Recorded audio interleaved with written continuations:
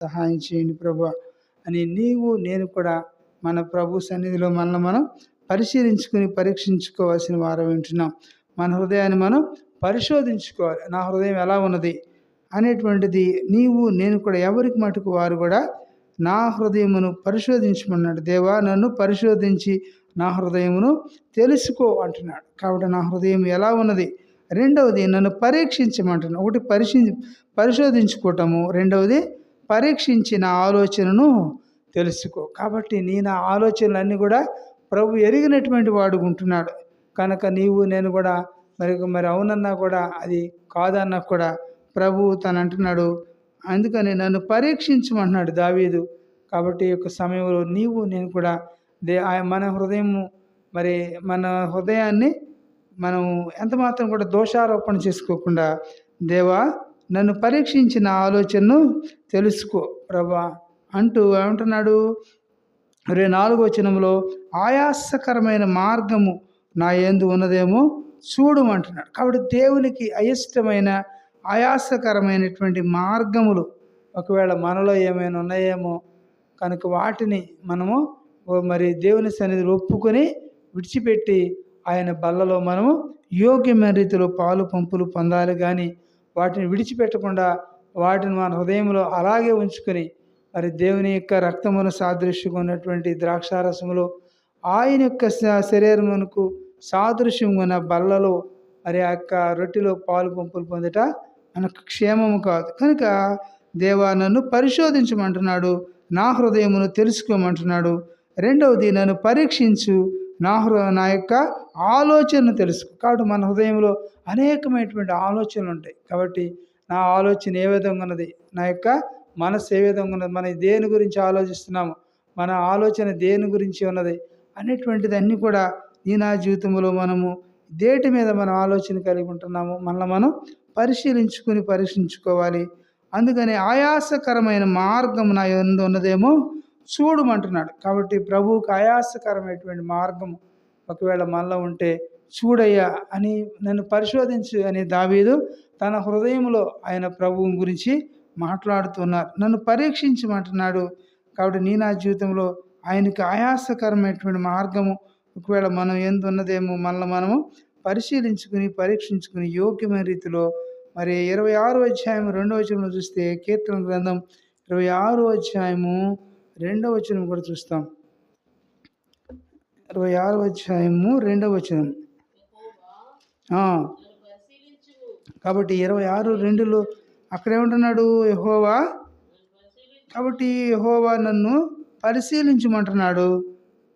కాబట్టి యెహోవా నన్ను పరిశీలించుము, నన్ను పరీక్షించుము, నా అంతరింద్రియములను నా హృదయమును పరిశోధించమన్నాడు. కాబట్టి దావీదు ఏమంటున్నాడు, నా యొక్క అంతరింద్రియములను నా యొక్క హృదయమును కూడా నీవు పరిశోధించు ప్రభు అంటున్నాడు. కాబట్టి ఈ సమయంలో నీవు నేను కూడా బల్లాలో పాలు పంపులు పొందే ముందు యెహోవా నన్ను కూడా పరిశీలించు, నన్ను కూడా పరీక్షించుము ప్రభు అని మన హృదయమును తేటగా ఆయన సన్నిధిలో మనం ఒప్పుకొని విడిచిపెట్టబద్దులమై ఉంటున్నాం. కాబట్టి మన హృదయంలో ఏవైనా ఉంటే వాటిని ఈ సమయంలోనే మనం ఒప్పుకుని విడిచిపెట్టాలి. అందుకని సామెతల గ్రంథంలో ఉన్నది కదా, అతిక్రమంలో దాచిపెట్టేవాడు వర్ధిల్లడు, వాటిని ఒప్పుకుని విడిచిపెట్టేవాడు కనికరం పొందుతాడు. కాబట్టి ఒప్పుకున్న తర్వాత వాటిని ఏం చేయాలంట, విడిచిపెట్టాలి. కాబట్టి విడిచిపెట్టకుండా అలాగే పొట్టుకుంటే నీకు నాకు కూడా ఎంత మాత్రం కూడా అవి క్షేమము కాదు. కాబట్టి నా జీవితం ఏ విధంగా ఒకవేళ మనలో దేవునికి ఆయాసకరమైన మార్గం మనలో ఉన్నదేమో చూడమంటున్నాడు. కనుక అంటూ నిత్య మార్గమును నన్ను నడిపించు. కాబట్టి నిత్యమైనటువంటి మార్గం, ఆ యొక్క పరలోక మార్గముకు నన్ను కూడా నడిపించు అని ఆయన కోరుకుంటున్నాడు. దేవుని సన్నిధిలో దేవుని వేడుకుంటున్నాడు అన్నమాట. నిత్య మార్గమును నన్ను నడిపించమంటున్నాడు. కాబట్టి అట్టి నిత్య మార్గంలో మనం కూడా నడవటానికి ఒక తీర్మానం కలిగి ప్రభువుని మనం వేడుకోవాల్సిన వారం ఉంటున్నాం. మరొక మాట కూడా మనం చూస్తే అక్కడ 10వ వచనం కూడా చదువుకుంటాం. 10వ వచనంలో ఏమన్నది, 139వ సంకీర్తన 10వ వాక్యంలో చూస్తే, అక్కడను నీ చెయ్యి నన్ను నడిపించును, నీ కుడి చెయ్యి నన్ను పట్టుకొను అంటున్నాడు. కాబట్టి దేవుడు నా యొక్క కుడి చేయిని కూడా పట్టుకునేటువంటి దేవుడుగా ఉంటున్నాడు. కనుక మనం ఏవైనా మరి ఆయన మార్గంలోనే ఉండాలి, కానీ మనం ప్రక్క మార్గంలోనికి మనం ఎంత మాత్రం కూడా వెళ్ళకూడదు. మరొక మాట కూడా చూపిస్తాం. ఇర్మియా గ్రంథంలో 2వ అధ్యాయం కూడా చూసి మనం బల్లారాధనలో పాలు పంపులు పొందుతాము. ఇర్మియా గ్రంథము 2వ అధ్యాయము. ఇర్మియా గ్రంథం 2వ అధ్యాయము 17 నుంచి 22 వరకు కూడా చదువుకుంటాం. ఇర్మియా గ్రంథము 2వ అధ్యాయము. కాబట్టి అంటున్నాడు, నీ దేవుడు యెహోవా నిన్ను మార్గములో నడిపించుచుండగా నీవు ఆయనను విసర్జించుట వలన నీకు నీవే ఈ బాధను కలుగు చేసుకుంటువి గదా. నీవు షీహోరు నీళ్లు త్రాగుటకును ఐగుప్తు మార్గములో నీకేమి పని ఉన్నది? కాబట్టి యూర్పటిస్ నీళ్లు త్రాగుటకు అషూరు మార్గంలో నీకేమి పని ఉన్నది? నీ దేవుడైన యెహోవాను విసర్జించుటయు నీకు నా ఎడల భయభక్తులు లేకుండాటయు బాధకును శ్రమకును కారణమగునని నీవు తెలుసుకొని, కాబట్టి తెలుసుకుని గ్రహించున్నట్లు నీ చెడుతనమును నిన్ను శిక్షించును. కాబట్టి నీవు చేసిన ద్రోహము నిన్ను గద్దించునని ప్రభువు మరి సైన్యములకు అధిపతి యెహోవా సెలవిచ్చుచున్నాడు. కాబట్టి నీ నా జీవితంలో మనం ఎలాంటి మార్గములో ఉన్నాం? యెహోవా నీ దేవుడిని యెహోవా నిన్ను మార్గములో నడిపించుచుండగా, కాబట్టి ఇందా చదువుకున్నాం కదా, నిత్య మార్గములో నన్ను నడిపించి ప్రభు అన్నాడు. కాబట్టి మనం ఎలాంటి మార్గంలో నడుస్తున్నాం? కాబట్టి ఈ లోకంలో కొంతకాలమే మనం బ్రతుకుతాము. కొంతకాలం కోసం మనం అడ్డదారుల్లో మనం వెళితే మరి నిత్య నాశనానికి వెళ్ళేటువంటి వారు ఉంటాం. కాబట్టి అందుకనే నిత్య మార్గములో ఆయన యొక్క నిత్య మార్గంలో మనం నడుస్తున్నామా లేదా అని మనం పరిశీలన చేసుకుందాం.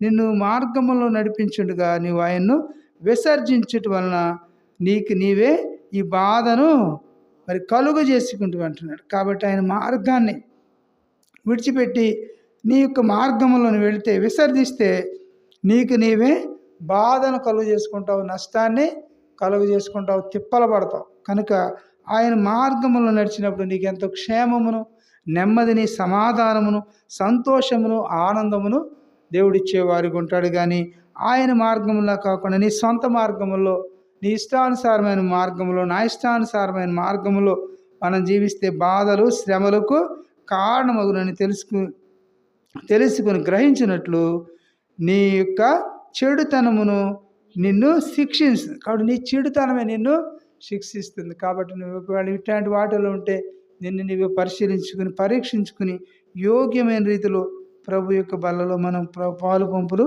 పొందబద్ధులమై ఉంటున్నాం. కాబట్టి అట్టి విధంగా మనం పరీక్షించుకుని యోగ్యమైన రీతిలో బల్లలో పాలు పొందుదాం.